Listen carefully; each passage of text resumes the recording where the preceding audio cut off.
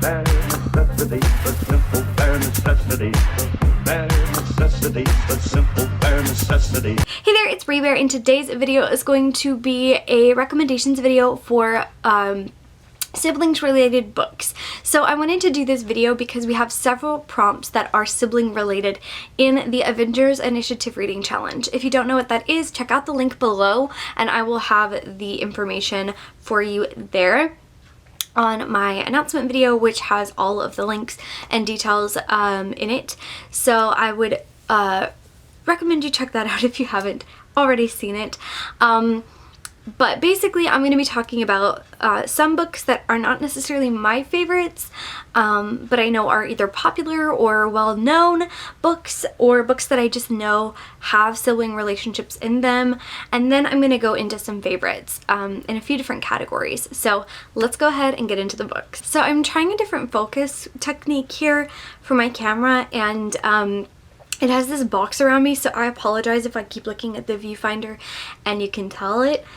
It's just throwing me off that it has this box around my face that I haven't used. So I'm going to start out with Contemporaries because that is the biggest category of books that I have. So I'm going to do a few Contemporaries real quick that are not necessarily favorites of mine, but I know they're either popular or I just think that the sibling relationship or discussion around siblings is kind of on the strong side, and so I thought it was worth pointing out. First, we have The Upside of Unrequited by Becky Albertalli. She has all these crushes, but she never fully communicates that to the other person, so she doesn't think that anybody else likes her back.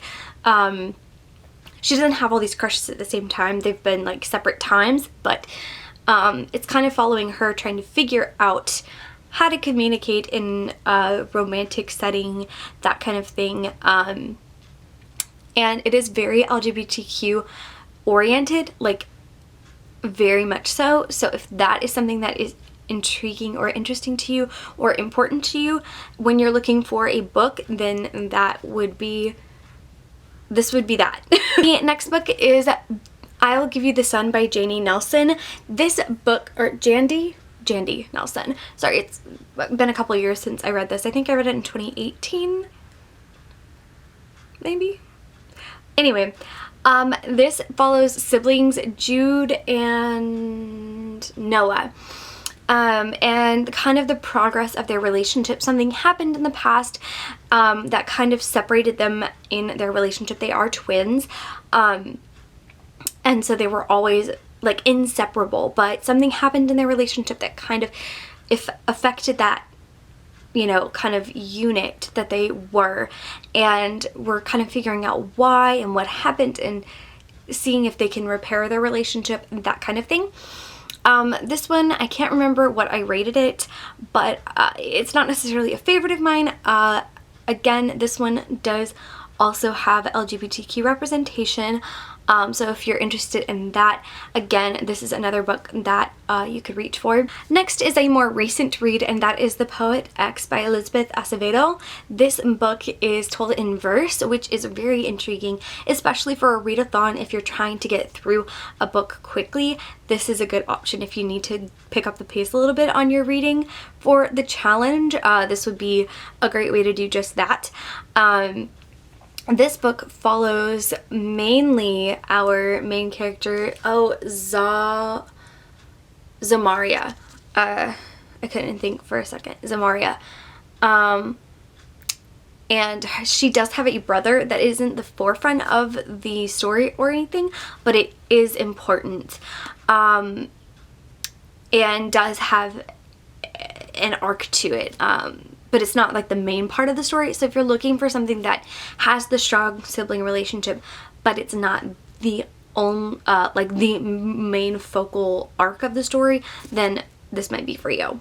The next contemporary that I have that isn't necessarily like one of my favorites, but is worth mentioning is Love and Luck. I almost said Love and Olives, which is the next one.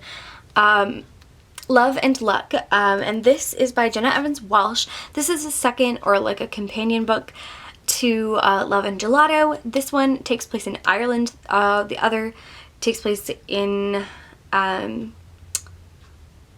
do you call Italy. They're companion books. You don't have to necessarily read them in any particular order, or you don't have to read the first one to get to read this one, but I do like reading them in order because they do kind of, this one will kind of spoil a little bit about the other one. So keep that in mind. That if you want to read this one and you want to read the other one, I would read the other one first. But this one has sibling related stuff, the other one doesn't. So if you're looking to complete this prompt and you don't necessarily have interest in the other, then this one. Basically, this one follows a girl who goes to Ireland because of her aunt having a destination wedding. Something happened between her and her brother. They're trying to figure things out. Okay, now let's do some favorite contemporaries. So one of them is Juniper Lemon's Happiness Index by Julie Israel. This is such a good book. It is about a girl who had a sister who passed away recently, and she's kind of trying to navigate her emotions and her grief and loss. She writes using index cards, writes like her emotions and like kind of tracks her day. Which is something that her sister kind of inspired her to do. And she lost her index card for a specific day, and she's very much insistent on getting that back. So she starts trying to find it. And so she's dealing with her grief and everything, but she's also very stressed out about this particular index card because there's something on it that she doesn't want anybody to see. So that's all I'm going to tell you. So it's kind of a very different, I feel like, vibe from most contemporaries, because it's like there is like a romantic element, or like a romantic side plot. There's like friendship plot, and then there's, you know, this grief and loss and mental health as well. So there's like a lot of different things that it's tackling. I really love it because I connect to the way that Juniper's mind works and the way that she tracks her day and everything. I actually used this to get through some of my harder times for my mental health. I used her method to kind of help myself to keep things in perspective a little bit. It was really, really helpful for me in that element, and I really love some of the sibling elements as well. Really enjoyed this one. This one is one of the faves. Another favorite is No One Here is Lonely by Sarah Everett. This came out, I believe, last year it was, and a lot of people were interested in it when it first came out. Yes, it came out last year, and a lot of people seemed like they were interested in the idea of it when it first came out, but it fell off the radar, which is so sad. I think a lot of people think it is sci-fi, but it is not. It is a contemporary. The sibling relationship is not the main squeeze of the story, but it is significant, and it is super, like, interesting because it's definitely different than the super close sibling relationships that we see in a lot of books. This is a more distant sibling relationship that we're experiencing in this story, which I kind of enjoyed the fact that we got something different and unique from it in that way. So would definitely recommend this. It deals with a character who a classmate of hers died in an accident, and she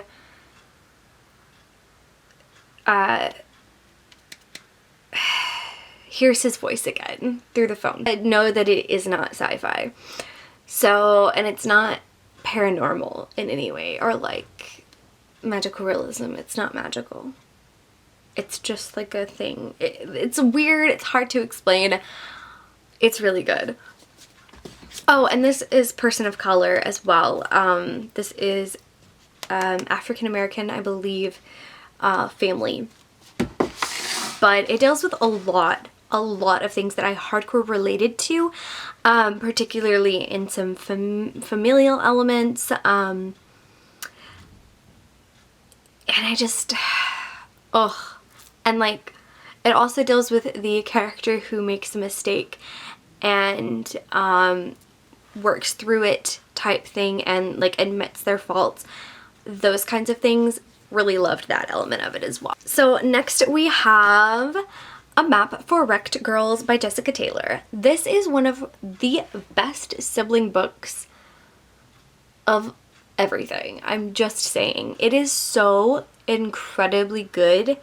It's about two girls, sisters, who are on a vacation, on a trip, after something has happened in their relationship. And we don't know what happened. We don't know why there's an issue, but we know that something has kind of torn a big rift between these sisters.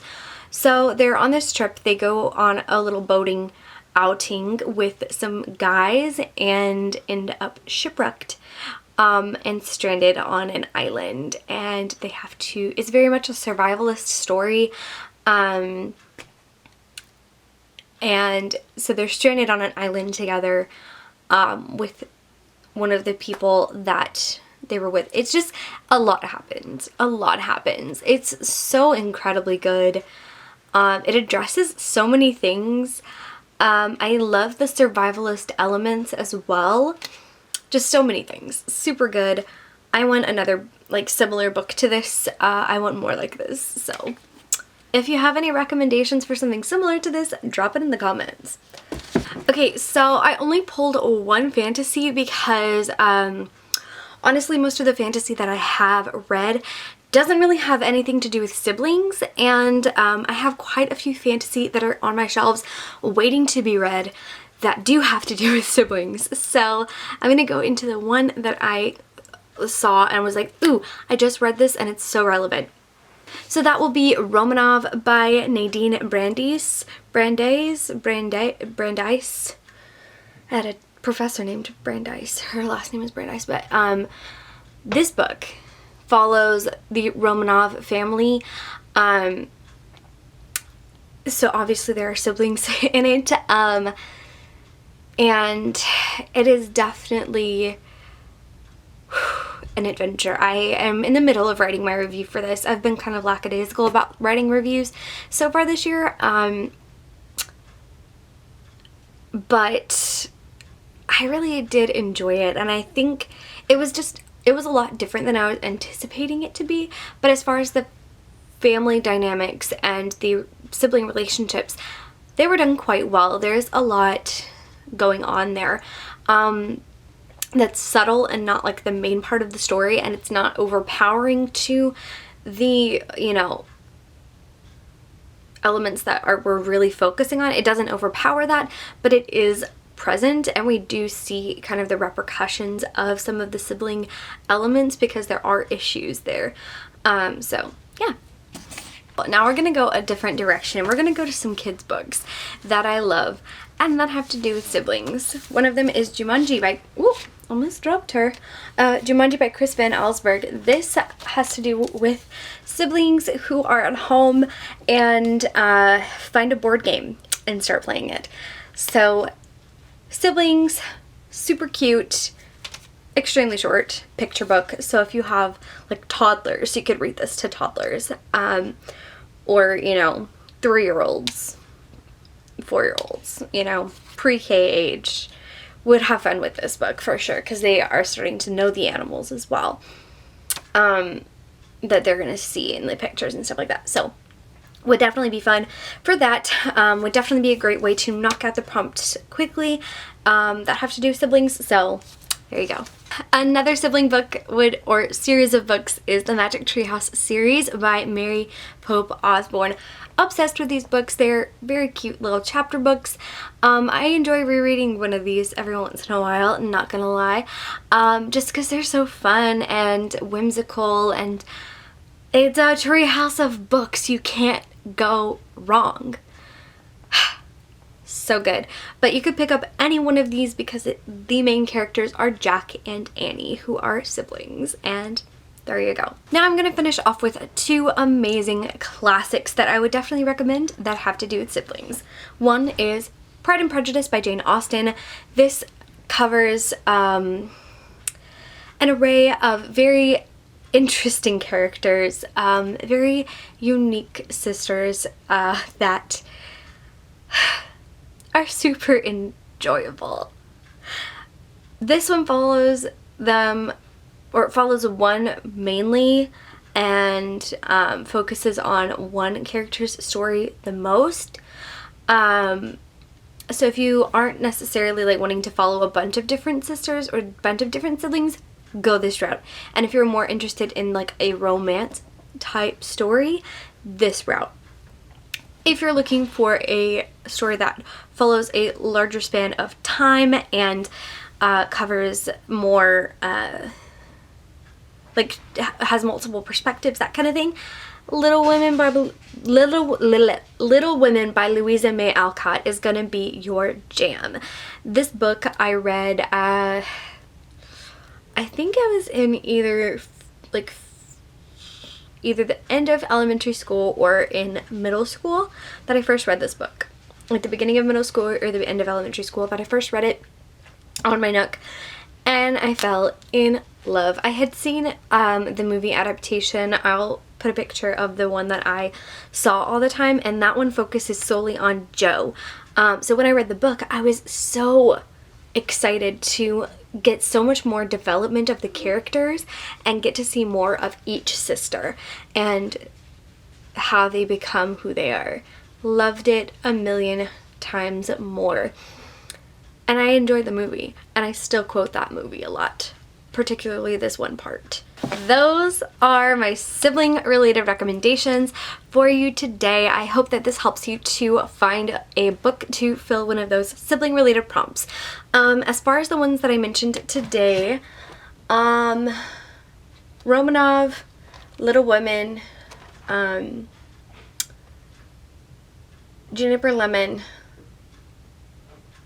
those are the three that have a character who lost a sibling as well. I'm not going to say necessarily which character it was or anything like that, but there is a loss of a sibling in those as well. So those can fill the lost sibling prompt from Sherry's board. Thank you guys so much for watching. I hope you have a great rest of your day or night, whatever time it is for you. Make sure to hit the subscribe button and become a part of the Bear Scouts, and I will see you soon with another video. Peace out, Bear Scouts.